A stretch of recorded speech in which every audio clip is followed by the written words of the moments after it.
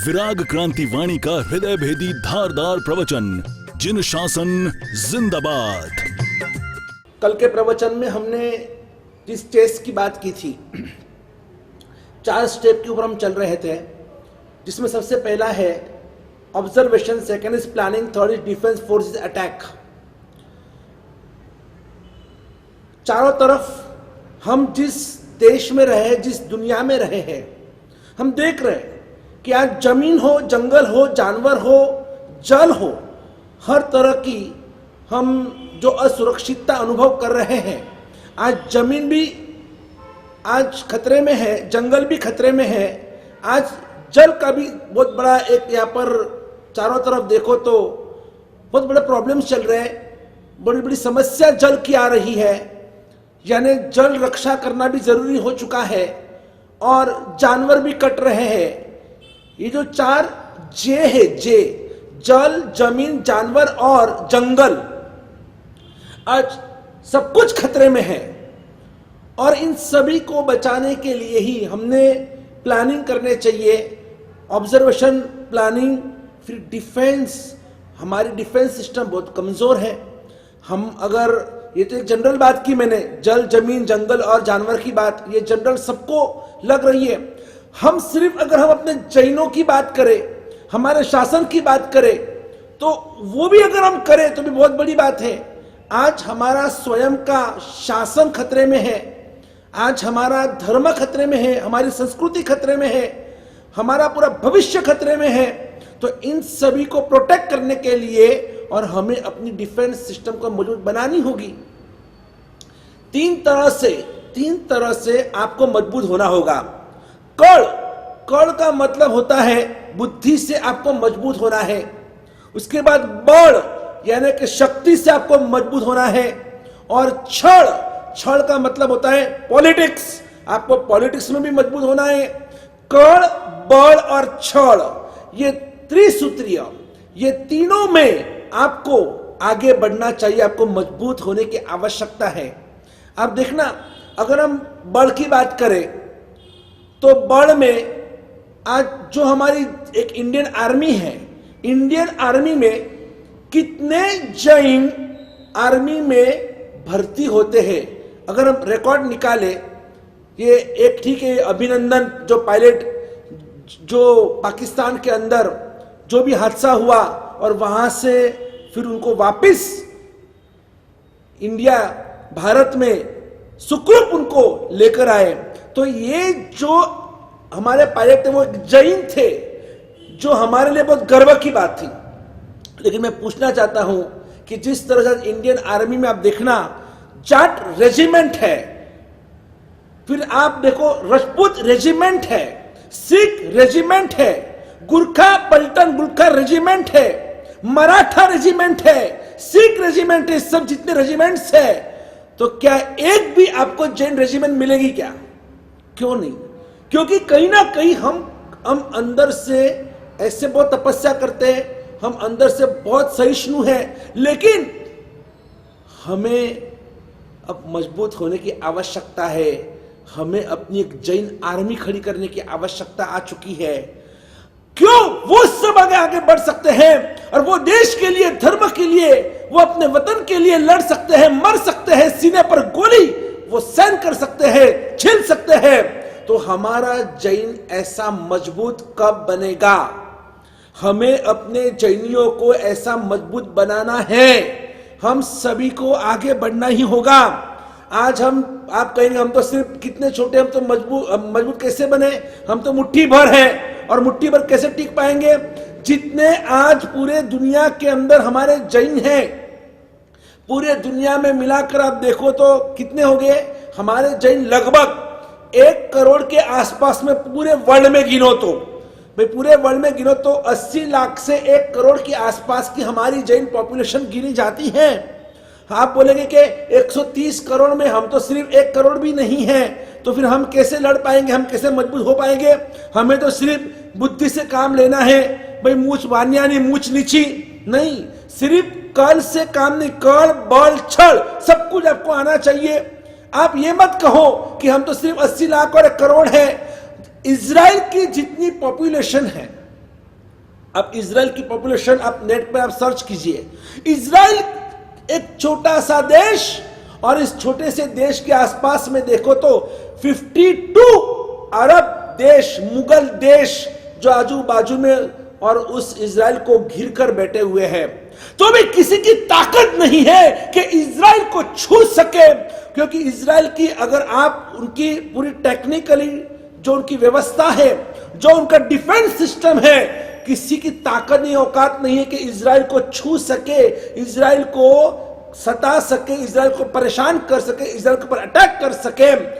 आपको पता है इजराइल की पॉपुलेशन कितनी होगी? जितने हम जैन हैं उतने ही इजराइल के यहूदी हैं, इतने ही हैं। जितने हम जैन हैं 80 लाख से 1 करोड़, बस उतनी पॉपुलेशन आज इजराइल की है। लेकिन फिर भी देखो आज इजराइल, जिस यहूदियों को हिटलर ने गैस चैम्बर में तड़पा तड़पा कर मारा था, कितने यहूदियों को मारा था आपको पता है, इतिहास गवाह है।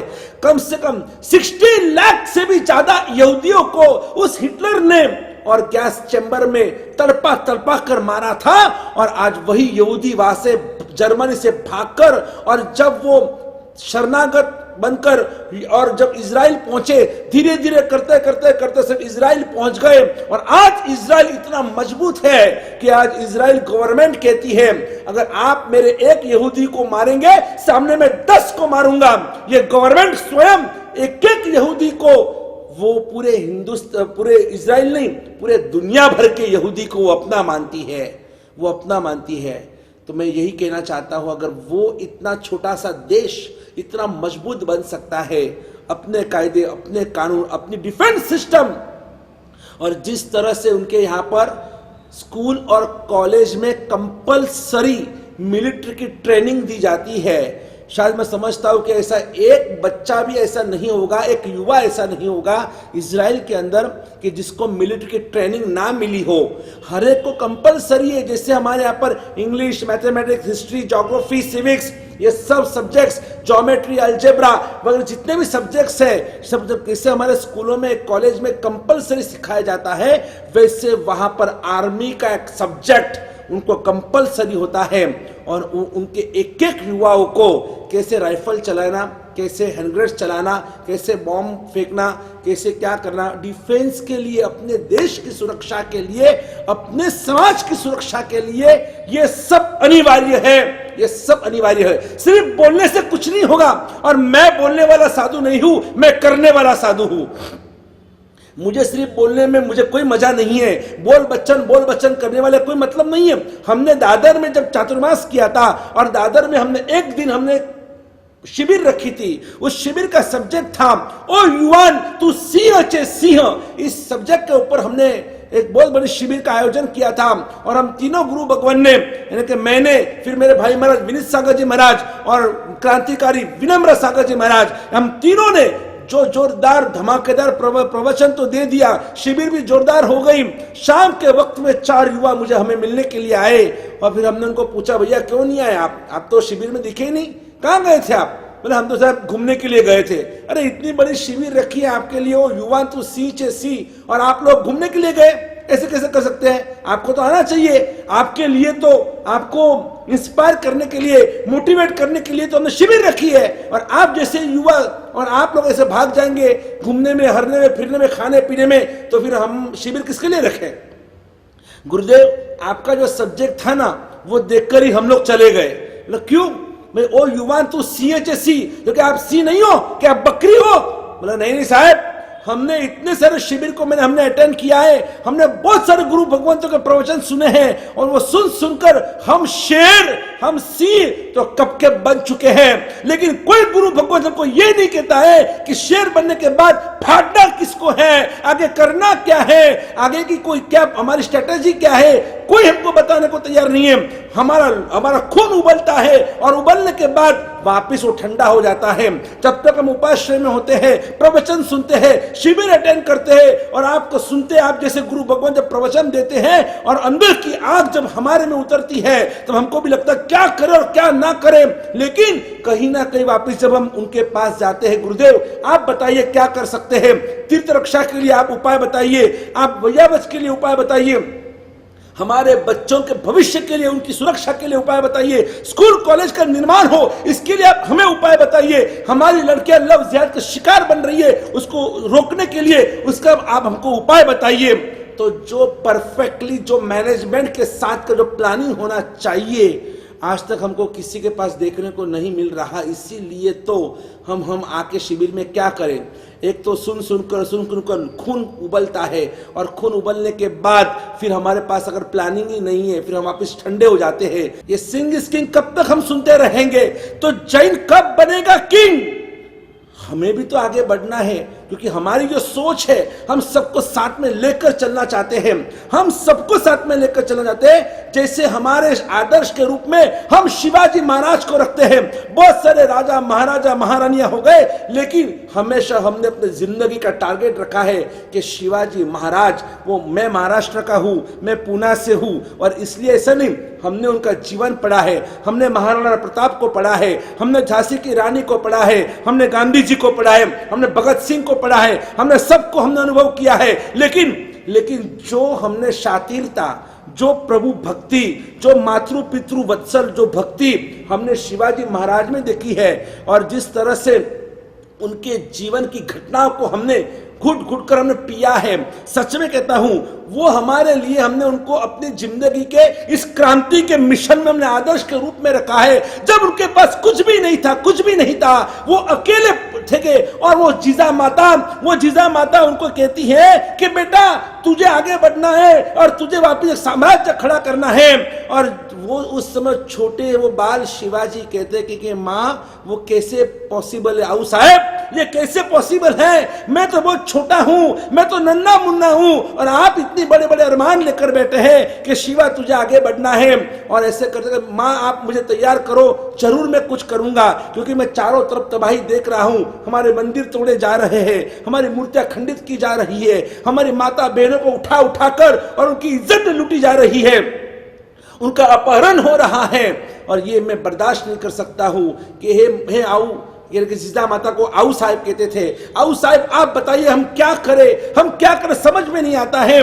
और जब वो 16 साल के हुए और वो पूरा मुगलों का आतंक देखा, आदिल शाही, कुतुब शाही, और ये मुगलों का आतंक देख कर और शिवाजी महाराज अंदर से हिल गए थे, और उनके नहीं, मेरे से नहीं होगा, क्योंकि मेरे पास ना तो कोई सैन्य है, ना मेरे पास कोई शस्त्र है, ना मेरे पास कोई पैसा है। किस तरह से मैं आपके सपने को पूरा करूंगा मैया?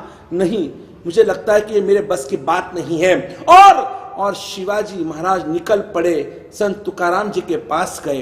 तुकाराम जी ने कहा कि एक काम करो, अगर आपको मन को शांत करना है तो मैं आपको एक संत मैं आपको बताता हूं, आप जाइए वहां पर, और वहां जाकर और आपके मन को शांत कीजिए। और उन्होंने संत रामदास जी का, और उन्होंने वो एक मिलाप कराया, और शिवाजी महाराज को समर्थ रामदास जी मिले। समर्थ रामदास जी ध्यान में बैठे हुए थे, शिवाजी आकर बैठे, गुरुदेव, जब ध्यान पूर्ण हुआ और वो हाथ जोड़कर, गुरुदेव मुझे आप इस संसार से मुक्ति दीजिए, मैं बहुत परेशान हूं, मैं बहुत अंदर से हिल चुका हूं, क्योंकि ये आतंक में से सहन नहीं हो रहा है, और न केवाय न रेवाय न सेवाय, ऐसी मेरी बात है। गुरुदेव, मैं आपके पास आपका शिष्य बनने के लिए आया हूं, और आप मुझे सच में, आप मुझे भगवा मुझे पहनना है, आप मुझे भगवा अर्पण कीजिए। मैं भगवा पहनने के लिए आया हूं, मैं संन्यास लेने के लिए आया हूं। और उस समय उस शिवा के मुखमंडल को देखकर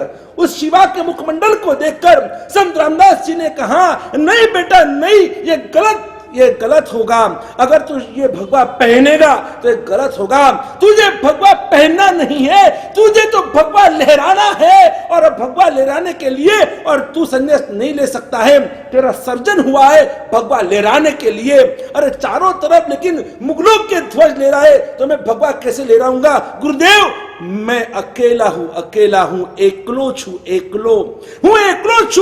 कहीं ना कर सकूं, मैं कुछ भी नहीं कर सकता हूं, और इसीलिए आप मुझे दे दो गुरुदेव, मुझे संन्यास दे दो।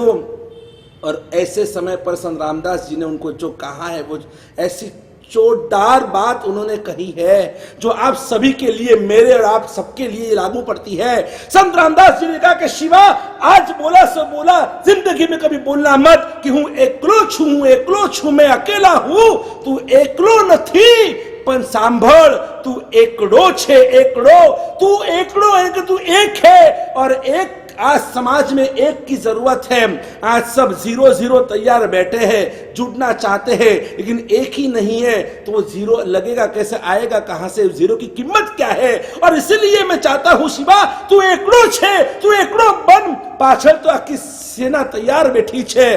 और सच में वो शिवाजी एकड़ा यानी कि एक बन गए और पूरी मावल सेना जुड़ गई। और एक दिन वो आया कि जब इस राष्ट्र को शिवाजी महाराज ने महाराष्ट्र बनाया, और आज वो महाराष्ट्र हम देख रहे हैं, ये हमारा हिंदू राष्ट्र देख रहे हैं। आज 300 साल ऊपर बीत गए, तो भी आज शिवाजी को मानाचा मुजरा कर हम उनको वंदन करते हैं, उन्हें अभिनंदन देते हैं। वो जिजा माता थी, वो भवानी माता की कृपा उन पर बरस गई थी।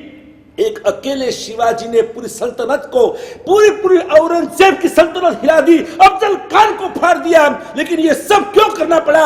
राष्ट्र की रक्षा के लिए, हमारी संस्कृति की रक्षा के लिए। ये होती हमारी डिफेंस शक्ति होनी चाहिए, तो ही हम आगे बढ़ पाएंगे। आखिर में इतना ही कहना चाहता हूं कि भवानी मातेचा तो भक्त होता, भवानी मातेचा तो भक्त होता, आणि जिजाऊचा तो लेख होता, आणि झुकला नाही कोणा समोर तो मुघलांचा बाप होता। कोणी जर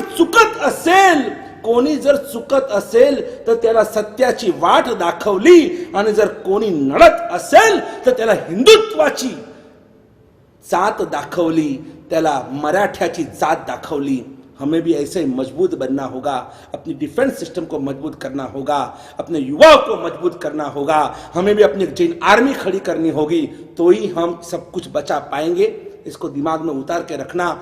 जय गिरिराज, जय आदिनाथ, बोलो भगवान महावीर स्वामी परमात्मा की जय हो, बोलो वर्तमान गच्छाधिपति आश्रम दौलत सागर सुरेश्वर जी महाराज की जय हो। इस कार्यक्रम के पुण्यार्जक हैं क्रांतिकारी गुरुदेव पूज्य पन्यास श्री विराग सागर जी महाराज एवं अध्यात्म योगी पूज्य मुनि श्री विनीत सागर जी महाराज के संसारी बड़े भाई, कोरोना के सैकड़ों पेशेंट्स की जिंदगी बचाने वाले होम्योपैथिक डॉक्टर श्री कल्पेश अशोक भाई शाह पुणे। श्री शत्रुंजय सेवक क्रांतिकारी पूज्य गुरुदेव पन्यास प्रवर श्री विराग सागर जी महाराज साहेब प्रेरित शाश्वत महातीर्थ श्री शत्रुंजय पालिताना जीव दया अभियान में यथाशक्ति अवश्य लाभ लेकर अनंत लाभ प्राप्त करें। Account details: Vishwa Raksha charitable trust, bank Axis bank, account number 91600006305833, IFSC code UTIB 0002863, PAN card number AACTV 1110A, ATG available।